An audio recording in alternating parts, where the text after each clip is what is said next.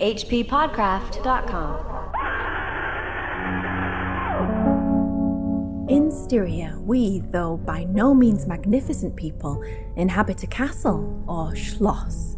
A small income in that part of the world goes a great way. 800 or 900 a year does wonders. Scantily enough, ours would have answered among wealthy people at home. My father is English, and I bear an English name, although I never saw England.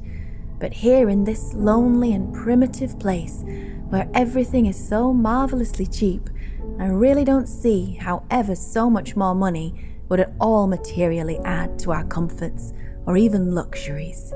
My father was in the Austrian service and retired upon a pension and his patrimony, and purchased this feudal residence and the small estate on which it stands, a bargain.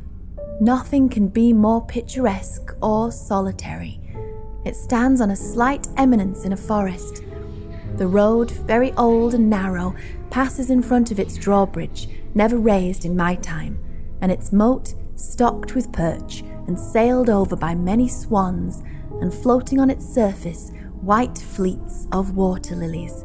Over all this the Schloss shows its many-windowed front, its towers, and its Gothic chapel. That picturesque opening is from Sheridan Lafnu's Carmilla. Yes, a Gothic chapel and a Gothic story. Carmilla, so you settled on pronouncing it Carmilla, finally? Yeah, well, I'm going with consensus on this, but the story will always be Carmilla to me, because our friend Tony Lopez, Tony was our guest host on House on the Borderlands. That's right. He's the one that recommended this story to me years ago, and I read it and loved it and thought it was great. And he pronounced it Carmilla. So that's just how you heard it first. Right, but Tony speaks Spanish, so I'm sure that's part of why he saw it that way. But also Carmilla and Carmilla. You think it sounds sexier the other way? Carmilla. Carmilla. I hear you. Well, to be fair, there are a limited number of anagrams you can make out of the name Carmilla. Yeah, that's true. And as we'll discover in this story, some of them will be used. But it only makes sense that if she pursued a lot of different identities, at one point she'd have to kill it with the anagrams and just go with different pronunciations. So I'm sure she's been Carmilla and Carmilla. Well, if she wanted to have like kind of a Spanish vibe, you know, she could totally go Carmilla. There's no reason why she couldn't. I'm sure she's also been Carmilla, as I suggested. But yeah, everything I've read and heard, everybody says the lady is Carmilla. Yeah. And that includes a number of goth songs that I combed through this week, hoping I got on Spotify and I just looked up the name and I was like, hopefully I'll find some goofy 50s, because it's Marches for Vampires and we like to have some goofy music. Well, no, it's Marches for Draculas. Marches for Draculas. Thanks for correcting me on that. But literally, if you've written a song called Carmilla, then you're probably already on your second mesh shirt, because there was no fun, goofy 50s version. It was all goth. The author, Sheridan Le Fanu, was mentioned in H.P. Lovecraft's supernatural horror and literature, and that's why we decided to discuss it on the H.P. Lovecraft Literary Podcast. You're at hppodcraft.com. My name is Chad Pfeiffer. And I'm Chris Lackey. And you might also recognize that voice is another Lackey, Rachel Lackey. Rachel, bringing it in at the top. She's going to be with us through this story, right? Throughout. Yeah, absolutely. H.P. Lovecraft doesn't really mention this story exactly, but he does mention Le Fanu. And not necessarily favorably. No. We've covered Le Fanu previously. We did a story called Green Tea quite some time ago. Yeah. And we talked about it then, but just to refresh folks, in supernatural horror and literature, he's got a section on the aftermath of Gothic fiction. Mm-hmm. And in it he says, the romantic, semi-Gothic, quasi-moral tradition was carried down the 19th century by such authors as Joseph Sheridan Le Fanu, and then he lists a few others like Conan Doyle and H.G. Wells.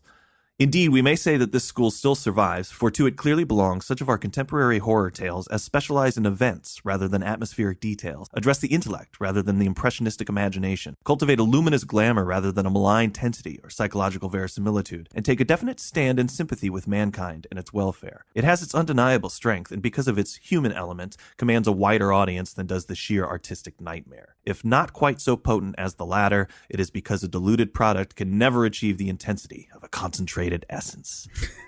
So, Lovecraft wasn't necessarily a fan of this sexy Gothic kind of stuff, because it does have Christian moral undertones. Mm-hmm. But I'm not sure if he even ever read Carmilla, to be honest. S.T. Joshi seems to think that Lovecraft made a critical misjudgment of Le Fanu early on. He believes it was because he'd read Le Fanu's novel House by the Churchyard and he found it tedious. So other than Green Tea, I know he read that. He pretty much left the author alone, which was a mistake. Yeah, this one is pretty seminal. It's been said to be a big influence on Bram Stoker's writing of Dracula, and this predates that story by 26 years. And there are similarities to Dracula in the story, definitely. You can see where the influence was, particularly on that deleted chapter from Dracula, which later became Dracula's Guest. Right.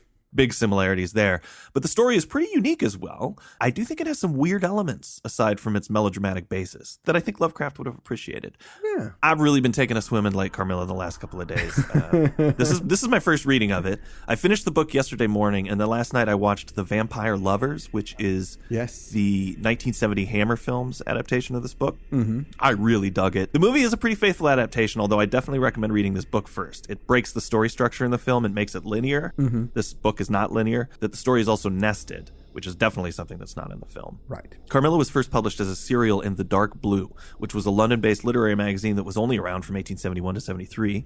Le Fanu collected Carmilla later in an anthology called In a Glass Darkly, which contained 5 of his Gothic and mystery stories. That's where Green Tea appeared, and we talked about the wraparound narrative in that episode. Right. Specifically that we didn't like it. However, it does introduce this cool character, Dr. Hesselius. Folks say that he is the first occult doctor in literature, which I don't really have any evidence to refute. I think he predates all the other occult doctors we talk about. Yeah. And if you'll remember from Green Tea, that doctor has died. He's left behind his casebook for a younger doctor to go through. Now, in Carmilla, in the prologue, this doctor presents Carmilla and says, this is an account from Dr. Hesselius' casebook. Also in the prologue, the doctor says, I tried to get a hold of the narrator of this account, but she's passed away. And that narrator would be our protagonist, Laura. The prologue suggests that this first-person account was some kind of correspondence between Dr. Hesselius and the narrator. It's very clumsy because as you read the story, it becomes clear that it's being narrated to another woman and that she's somebody who is a town girl. Frequently, the narrator comments that she wouldn't understand the isolation of her life because she's a woman from town. So it really was just something that was sandwiched in for that anthology. Yet, the prologue still appears in published forms of the book, which makes it kind of confusing and unnecessary because they don't revisit it again. So if you get that prologue when you're reading it, it's not really that crucial. Right. I'm going on too long. Just one more quick thing and we can dive in. We didn't do much bio for Le Fanu before. He's an Irish writer, Victorian era. Our friend M.R. James is really responsible for cheerleading his work in the 20th century because it had fallen out of popularity for a while, though in his lifetime he was a very popular writer. That's enough for now. We'll be covering Carmilla for 3 weeks, so we can add bits here and there. Let's just get into it. Right. So the story starts off with the narrator, this woman Laura, talking about where she grew up, which is Styria, or if you are German, Steiermark. That's right. It's located in southeast Austria. Mm-hmm. She lives in a castle, or Schloss, as it's called. Her mother was Austrian and her father was English. He was in service to Austria, but is now retired. We're not sure if he was military service or political service. It doesn't really go into details about it. Mm-hmm. Laura's mother died when she was a baby. And because of her father's English background, they do keep it up around the house, although it's also a hodgepodge of German and French, etc. Right. Now, Styria, where they live, it's of course famous for another reason. It's the birthplace and childhood home of a certain former Mr. Universe. Schwarzenegger? That's right. Arnold Schwarzenegger is from Styria. So I'm very interested in talking to him because maybe we could do a new Carmilla adaptation for film. All right. He could star in it. He could be the main character. He could be Laura? He could be Carmilla. I think he'd be a better Laura, actually. I don't know, man. I mean, nobody thought he could be governor of California. Why can't he be Carmilla? You know what? We'll have to agree to disagree on this one. We'll have to revisit this question as we go through the novel when it's appropriate. So at the time that the story is taking place, Laura is 19 years old. She lives in the castle with her father and a mess of other servants, but for some reason, those people don't count. She even says that, yeah, but they don't count, so let's not talk about that. But she also has 2 ladies that take care of her, Madame Peridon, who was the one that really took care of her, kind of her nursemaid, and Mademoiselle de la Fontaine, which is going to be my porn name. Mademoiselle de la Fontaine? No. De la Fontaine is going to be my porn name. Oh, just de la Fontaine. Yeah, it'll be like Clint or Jake de la Fontaine. I love it. Anyway, Mademoiselle de la Fontaine is a finishing school tutor, so she teaches her how to be a proper lady. Now, Laura never really had very many visitors her own age. Occasionally, they would come and they would stay for maybe a week or 2, and then they would go. They would be friends of her father's, children, what have you. Basically, it's cheap to live in Styria. And if you have a few bucks, you can get an old castle, which that's what... Just a couple bucks, yeah. But she says it. You're paraphrasing there. She doesn't say a couple of bucks. She says it's very cheap, though. And a guy who's retired from the service can buy a castle, which is pretty extraordinary. Sure. So the forest around the castle extends for about 15 miles in both directions. Their closest neighbor is this guy, General Spielsdorf, and he's 20 miles to the right. Wow. Now, there is a village only 3 miles away in the direction of General Spielsdorf, but it's uninhabited. She says it's a ruined village with its quaint little church, now roofless, in the aisle of which are the moldering tombs of the proud family of Karnstein, now extinct, who once owned the equally desolate chateau which in the thick of the forest overlooks the silent ruins of the town. Respecting the cause and the desertion of this striking and melancholy spot, there is a legend, which I shall relate to you another time. So Laura tells us about this strange thing that happened to her when she was a kid. It stuck with her whole life. I can't have been more than 6 years old when one night I awoke and, looking round the room from my bed, failed to see the nursery maid. Neither was my nurse there, and I thought myself alone. I was not frightened, for I was one of those happy children who are studiously kept in ignorance of ghost stories, of fairy tales, and of all such lore as makes us cover up our heads when the door cracks suddenly, or the flicker of an expiring candle makes the shadow of a bedpost dance upon the wall nearer to our faces. I was vexed and insulted at finding myself, as I conceived, neglected, and I began to whimper, preparatory to a hearty bout of roaring, when to my surprise, I saw a solemn but very pretty face looking at me from the side of the bed. It was that of a young lady who was kneeling with her hands under the coverlet. I looked at her with a kind of pleased wonder and ceased whimpering. She caressed me with her hands and lay down beside me on the bed and drew me towards her, smiling. I felt immediately delightfully soothed and fell asleep again. I was wakened by a sensation as if 2 needles ran into my breast very deep at the same moment, and I cried loudly. The lady started back with her eyes fixed on me, and then slipped down upon the floor and, as I thought, hid herself under the bed. Oh, man. That is creepy. It's pretty creepy, sinking in under the bed like that. So Laura screams and the nurses come in to check on her. She tells them what happened, but they don't see any marks on her chest, so they think she was just dreaming, though one of the nurses says that there is a warm spot and an indentation in the bed right next to her. As if somebody had been lying there. Her father tried to tell her it was a dream, but she felt differently. The following day, the servants got a priest to come and say some blessings, so the servants weren't so sure that it was a dream. They felt, let's just make sure. Let's get the priest in here. For a long time, that was it. Nothing ever like that happened again. And that's the first chapter. And once again, as in Of One Blood, we're treated to a foreshadowing vision early on in the story of the 2 characters who are going to meet. But this one is interesting because, and we could talk about it later, but it's also possible that it was a real visitation. Yeah. I'm not entirely sure. So let's touch on that at the end if we can. Now in chapter 2, Laura is 19, like we said at the beginning, and her father is expecting a guest, a general, to stay with them, and he's got a daughter that is Laura's age. This is General Spielsdorf, whom I mentioned. But although it's not his daughter. Oh, it's his niece. That's right. It's his niece and a ward. Since it's so lonely at the castle, she's really looking forward to this. Laura's never met this girl before, but she still is looking to hang out with somebody her own age. Braid some hair, listen to some Duran Duran, that kind of thing. You're making a joke, but they do braid each other's hair in this book. And they do listen to some Duran Duran. Yeah, that's true as well. But Laura's father says, oh, he's not coming. It's a good thing that you never actually met that girl. And Laura's like, well, why is that? And she goes, oh, man, I didn't tell you, did I? She's dead. Yeah. And that's why he's not coming. He totally forgot to tell her. He forgot to tell her? I know. It was funny when he drops that. He didn't even need to tell her that he forgot to tell her, but he did. But it's important that the general, this was his niece and a ward, because somehow it makes it sadder and harder to accept that she died, because there's this trust that's broken when you're caring for somebody else's child and you fail. And I think that's a heavy weight that plays over this whole story. The idea of protecting somebody that's not yours and what a responsibility that is. So Laura's father says that the general seems really upset because the letter seems a bit crazy to him. And he hands it to his daughter to read. He has no problem sharing it with her. There's a bit of, darling, don't bother your head with all these things in the story, but generally the father and daughter have a pretty good relationship. Laura's more included in what's going on. She's not kept in the dark too much. She's not sheltered. She's not sheltered like most women are in these stories we read. Some of the more interesting bits of the letter that she reads the whole thing, but I'm not going to go through all of it. He says, I have lost her and now learn all too late. I thought I was receiving into my house innocent gaiety, a charming companion for my lost Bertha. Heavens, What a fool I've been. I devote my remaining days to tracking and extinguishing a monster. I am told I may hope to accomplish my righteous and merciful purpose. At present, there is scarcely a gleam of light to guide me. The general's going to be on a mission collecting information, looking for this monster, and he won't be coming around to their castle for another 2 months. And this, of course, really bums Laura out. So Laura's father, Madame Perrodon and Mademoiselle de la Fontaine, decide to go out for a walk, a moonlit stroll. And the moon is full, and it's a nice night.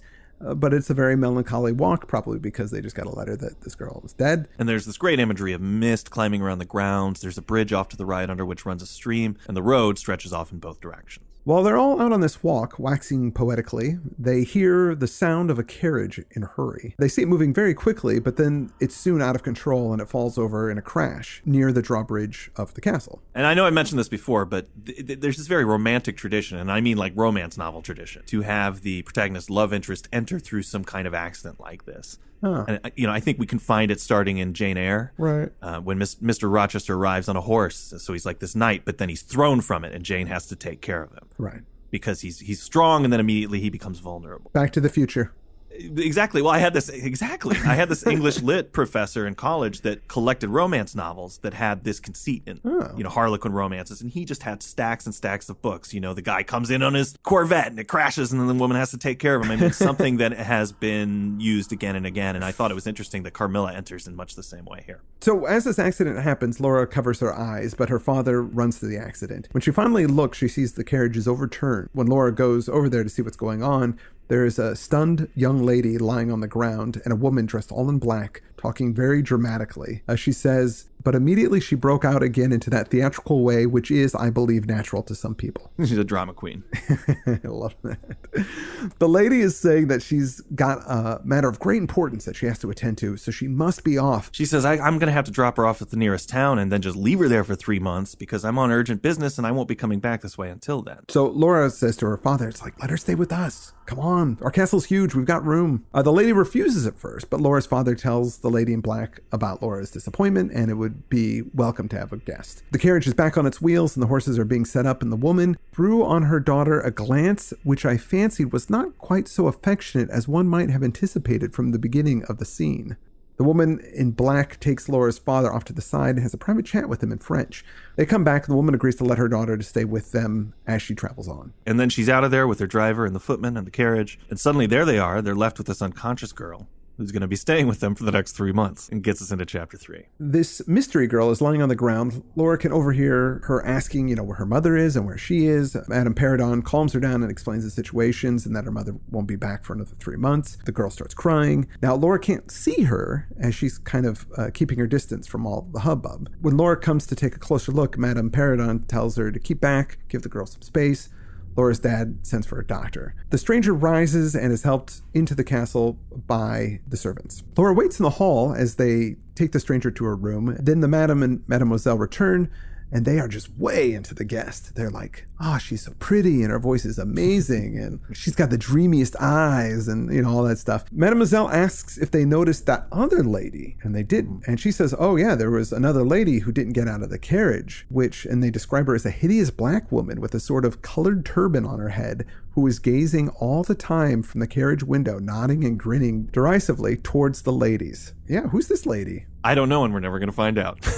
She doesn't come back up in the story. It's really strange. Well, I'm curious about all of these people, so let's talk about that at the end as well. The madame also notes that the other servants were totally sketchy-looking guys as well. They look like criminals and not typical servants that would work for aristocrats. They hope the stranger would explain more tomorrow, but Laura's father says, I don't think she's going to give up too much more information. He kind of gives a knowing nod. Laura prods him a bit, and he's like, well, I guess I can say. She expressed a reluctance to trouble us with the care of her daughter, saying that she was in delicate health and nervous, but not subject to any kind of seizure. She had volunteered that, nor to any illusion, being, in fact, perfectly sane. Which is a really odd thing to say. Yeah. She's in delicate health, but there's no problem.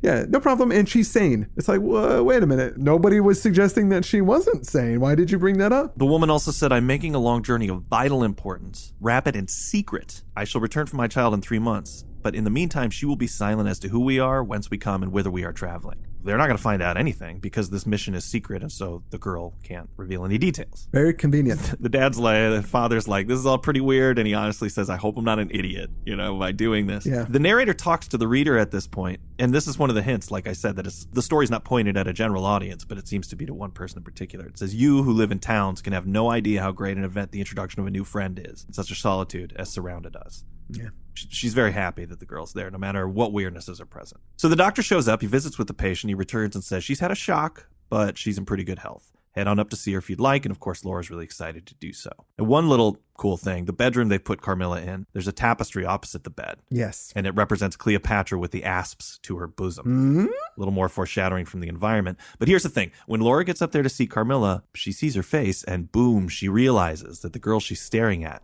has the very face of the girl from her vision all those years ago. The horrifying incident that she had when she was 6. Yeah, but as an adult. She wasn't a kid that grew up. It was the adult woman that she saw in her vision is this adult woman that's there with her now. Exactly. And then Carmilla looks back at her and says, how wonderful. 12 years ago, I saw your face in a dream, and it has haunted me ever since. So Carmilla relates her vision. I was a child, about 6 years old, she says, and I awoke from a confused and troubled dream. I found myself in this room I didn't recognize. I crept under one of the beds to reach the window, but as I got out from under the bed, I heard somebody crying. So she climbed on the bed. She says, I saw you. I put my arms around you, and I think we both fell asleep. I was aroused by a scream. You were sitting up screaming. It scared me, so I slipped down under the bed. When I came to, I was back in my nursery. So it's like the opposite version of the vision that Laura had. Carmilla says, I don't know which of us should be more afraid of the other. Ha, ha, ha. And Laura is very put off by this, but Carmilla's on this charm offensive right away. Yeah. She says, if you were less pretty, I think I should be very much afraid of you. But being as you are, and both you and I are so young, I feel only that I have made your acquaintance 12 years ago and have already a right to your intimacy. It seems like we were destined from our earliest childhood to be friends. So she's laying it on pretty thick. She says, I have never had a friend. Shall I find one now? Carmilla's a little weak, so Laura's going to let her rest. She says, I'll have somebody stay with you. But Carmilla says, oh, no. Somebody broke into our place a long time ago. We got robbed. Some servants got killed. So it freaks me out. I sleep alone in a room and I lock the door. So Laura leaves her. She says, good night, dear friend. And Laura's feeling really weird about this quick affection that Carmilla's got for her. Mm-hmm. She says, young people like and even love on impulse, which is true. Yeah, sure. When the next day they hang out again, she says, I was delighted with my companion. That is to say, in many respects. So she ends up liking her. Yeah. But in the next chapter, we're going to find out what these things are that she's a little weirded out by. And this chapter is called Her Habits, a Saunter. This is like my favorite chapter title. Yeah. She describes Carmilla. She's tall, she's slender, she's graceful, but her movements are very languid. And here you see some similarities to Lucy from Dracula. Yeah. That sleepwalking, languid, pale woman kind of description. She has beautiful, thick, long hair that Laura says she loves to braid and play with. Yeah, there you go. Like you said. But I just love this idea of Carmilla being just really languid, just lying around a bunch and being dramatically tired all the time. Like, could you change the channel for me? I couldn't possibly bother with the remote. It's appealing to me because I like reading stories where everybody's laying around a lot because it's kind of what I'd like to be doing. Well, just the dramatically languid, I can't be bothered to drink. Would you pour that water into my open mouth? Kind of like this really decadent laziness, almost like Hedonism Bot. I honestly think of Hedonism Bot all the time, so I can't really say that the story provokes any more than normal. Yeah, you're always thinking of Hedonism Bot. There's a comparison I wanted to make of the story to Futurama a bit later. So I'm glad you brought Hedonism Bot up. But the things that she doesn't like about Carmilla, well, primarily it's that Carmilla won't spill the beans about anything. Yeah. Where she's from, what they were doing. And Laura knows the deal from her father. She's not supposed to say anything. But they're best friends now, and it's really tough for her to not get the information. All she can learn about her is 3 things. First, her name was Carmilla. Second, her family was very ancient and noble. Third, her home lay in the direction of the west. Spain, maybe? That deserted Karnstein village is in the west as well, but... Well, yeah, but Spain is in the west. That's true. A lot of things are in the west. Now, some of the dialogue in this book is excellent. Laura talks about how Carmilla would put her off when she was asking too many questions about her background. And this segment is typical of her evasions. She used to place her pretty arms around my neck, draw me to her, and laying her cheek to mine, murmur with her lips near my ear, "Dearest, your little heart is wounded. Think me not cruel because I obey the irresistible law of my strength and weakness. If your dear heart is wounded, my wild heart bleeds with yours. In the rapture of my enormous humiliation, I live in your warm life, and you shall die, die sweetly, die into mine. I cannot help it. As I draw near to you, you in your turn will draw near to others and learn the rapture of that cruelty, which yet is love. So, for a while, seek to know no more of me and mine, but trust me with all your loving spirit.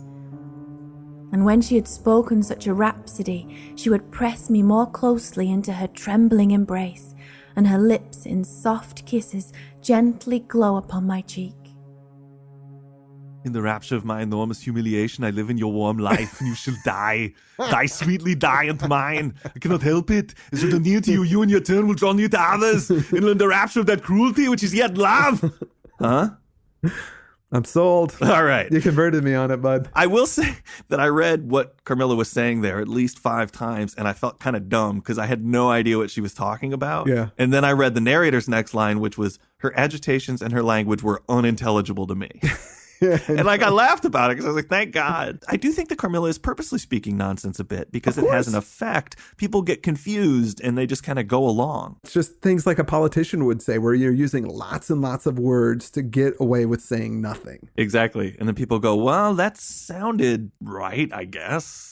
Certainly sounded above my pay grade, so I'll go along with it. Totally evasive stuff. And that's what Carmilla is doing. She's just totally throwing all the stuff at her, confusing her, and then making her forget what her original question was. Which is good because she also is loving her up. It's interesting. Laura comments on Carmilla's embraces. Mm-hmm. She says, I kind of want to get out of them, but then I find myself hypnotized and unable to do it. There's some good writing here. It says, in these mysterious moods, I did not like her.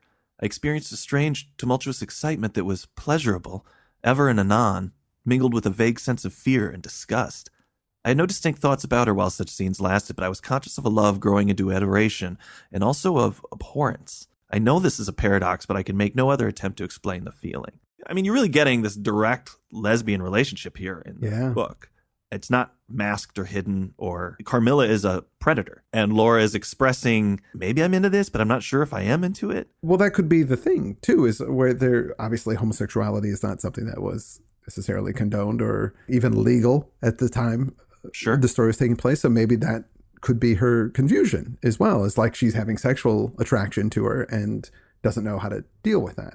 Actually, that is definitely going. There's a section later, but listen to this. This is another pretty intense paragraph. Sometimes after an hour of apathy, my strange and beautiful companion would take my hand and hold it with a fond pressure, renewed again and again, blushing softly, gazing in my face with languid and burning eyes, and breathing so fast that her dress rose and fell with a tumultuous respiration.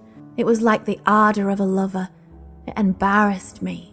It was hateful and yet overpowering, and with gloating eyes she drew me to her, and her hot lips traveled along my cheek in kisses, and she would whisper, almost in sobs, "You are mine, you shall be mine, and you and I are one forever." Then she had thrown herself back in her chair with her small hands over her eyes, leaving me trembling.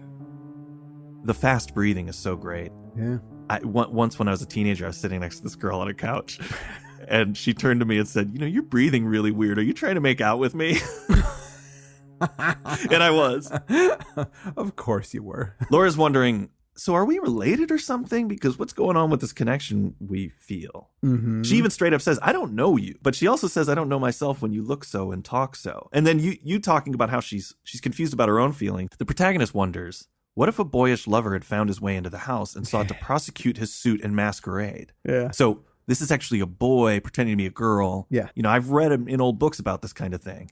Right. Which she realizes, no, that's a crazy idea. There are too many things going against it. Mm-hmm. And that's the Futurama episode. There's one where Leela dresses up as a man. Oh, right. Yeah. Lee Lemon. In order to go through, I think it's an academy or something. And Zap Brannigan is really attracted to him, right, and he can't figure out why he feels that way about a lad, about a boy. Now, Carmilla's not always this way. It just happens occasionally. Yeah. And then the rest of the time, she's a pretty normal girl. She's always languid, Yeah. but fairly girly. And then Laura comments on these other odd habits she has. It says she used to come down very late, generally not till 1 o'clock. She'd take a cup of chocolate, but she wouldn't eat anything. When we'd go out for a walk, it was just a mere saunter. And she always seemed exhausted would then just return to the Schloss pretty soon or just sit on one of the benches. So for her, daylight's not a problem. Mm-hmm. Now, one day when they're out for one of these walks, a funeral passes by and the people in the procession are singing a religious hymn. And that brings out a really strange reaction in Carmilla. But we should save that for the next episode. We should. We're running out of time, and we're not making good progress in this story. It's so good. We're talking about it at a much slower pace. We're going to have to pick it up as we go. We will, and I'm sad because there were a couple of things after this episode that I wanted to talk about. Mm-hmm. One was that vision at the beginning. Was it a real connection between the two of them that was simply a vision? Because they're both, 18, 19 in the vision. But we assume Carmilla's always 18 or 19. Well, no, they're not both 18 or 19 in the vision. She's a little girl in the vision, and Carmilla's an adult. Carmilla says, when I saw you, it's the face I'm seeing now. So to Carmilla, she was an adult as well. Yeah, I think she's totally lying. She snuck in, tried to get her, but then she screamed, and then the priest came, and so she couldn't come back. Right. That's my guess on the whole situation. And, there's something that she says much later in the book that might support that. Mm-hmm. I think we could talk a lot more about how Carmilla represents that crazy lover that people sometimes find in their lives. Sure. Somebody who demands your complete 100% attention all of the time so that you lose yourself in their life. Mm-hmm. Certain personality type. We can talk about that more, but, what I really wanted to talk to you about was the carriage crash and that drop-off. Who are these people? We never find out. And also the idea that what they did there is they pulled a con. I mean, that was the impression I got. They pulled a con to get Carmilla deposited in this Schloss, and it's not the first time they've used this specific trick either. We'll find out. When we were doing Dracula, we were bringing out all these ways in which Dracula is a thug, really. Mm-hmm. At the core. There's a very mundane criminal aspect to what he's doing, and here again, I think we find that. But I just really wonder who the Confederates are. So maybe that's something folks can write to us about over the next week. I want to thank our reader, Rachel Lackey. She is amazing. I have to say that because she's my wife, but I am also saying it because it's true. She's not my wife, and I'll say she's amazing. And that's it for this week. I'm Chris Lackey. I'm Chad Pfeiffer. You've been listening to the H.P. Lovecraft Literary Podcast. We'll be back with more Carmilla on hppodcraft.com. hppodcraft.com